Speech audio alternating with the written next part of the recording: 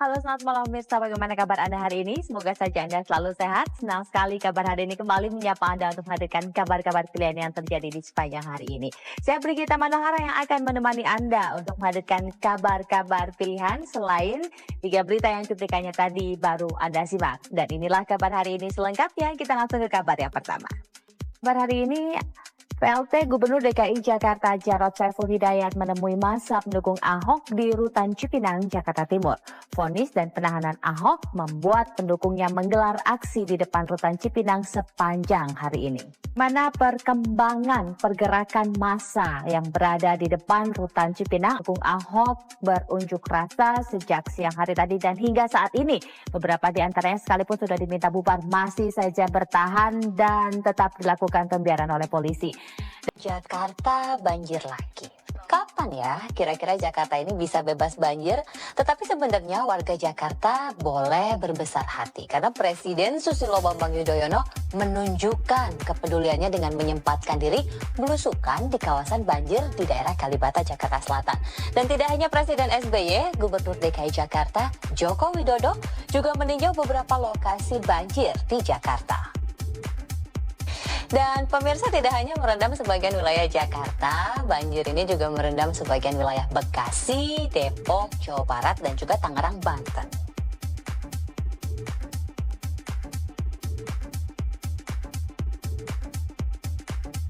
Jokowi calon tunggal dalam Pilpres. Bang Riza, nggak mungkin.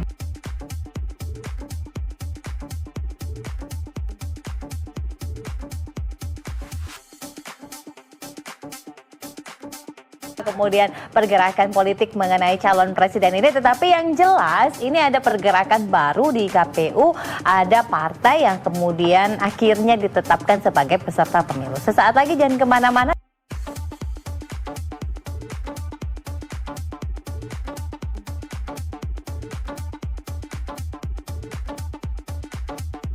Selasa ini. Semoga saja Anda tetap sehat, bersemangat, dan tentunya bahagia.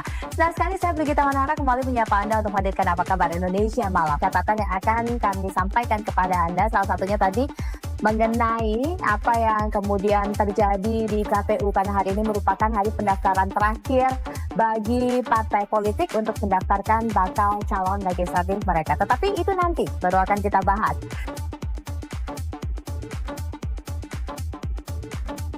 Yang bertemu dengan Babinsa, Bintara Pembina Desa.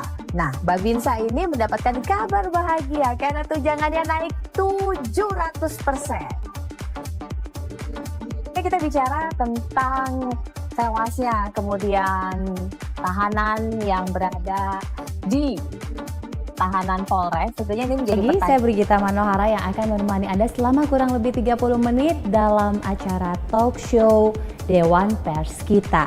Dan kali ini, di edisi kali ini kita akan membahas mengenai bad news is a good news.